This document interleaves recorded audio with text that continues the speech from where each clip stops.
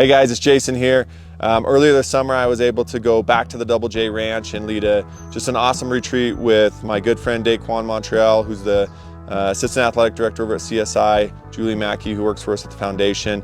We were able to bring athletes and leaders from all sports at CSI together just for an awesome weekend where we were able to create a space of trust and vulnerability, have some real conversations around what mental health and depression and suicide looks like in college athletics right now.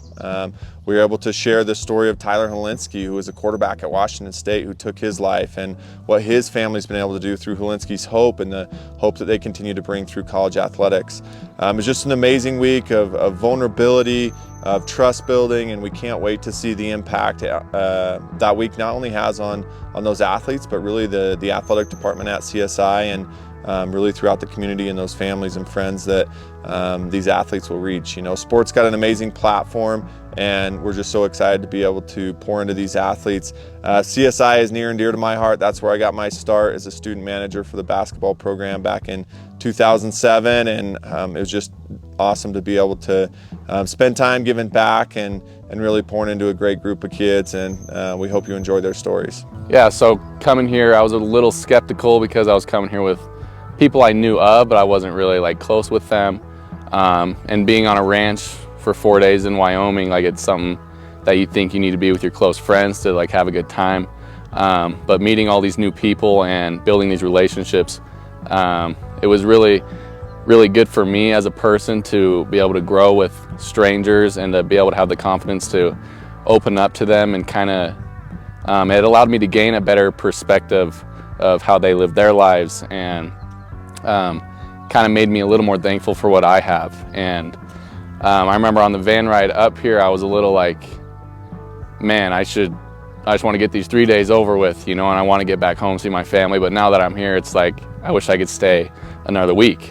We first got here and we went into the cowboy store, and we went back and we talked about, you know, Jay and his story and the foundation and kind of how it started. And it really kind of hit home for me because I've had a lot of family and friends that have struggled with mental health. And so I didn't know really coming up here what our whole thing was going to be about. And so that kind of set the tone, and I kind of knew a little bit about what to expect. And it got me pretty excited. Just to learn more about mental health and, you know, how I can help people and stuff like that. So definitely got me excited.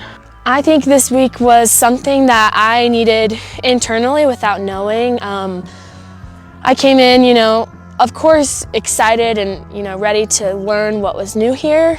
I didn't really know what to expect, but I knew, you know, it was a calling for me to be here, and I'm so glad I showed up.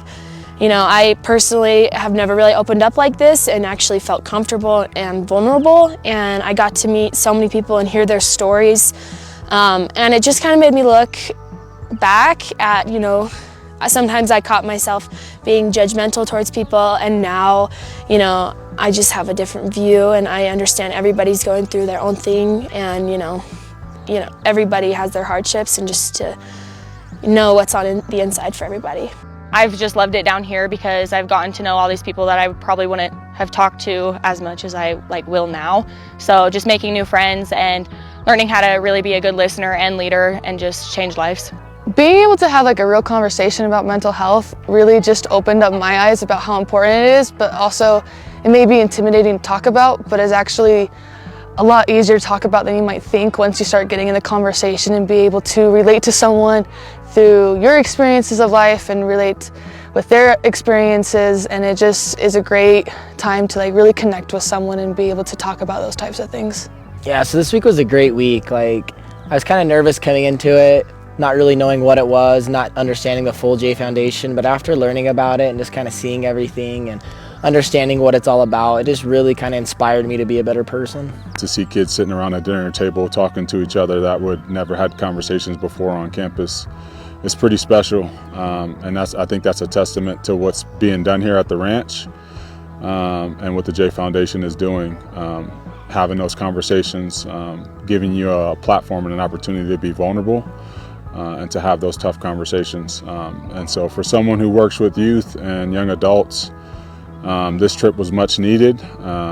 And I look forward to what this does for our sophomore leaders amongst our campus at the College of Southern Idaho, for them to go back and to share with their teams what they learned here, and just to see that spread throughout campus and across the Magic Valley is going to be pretty special.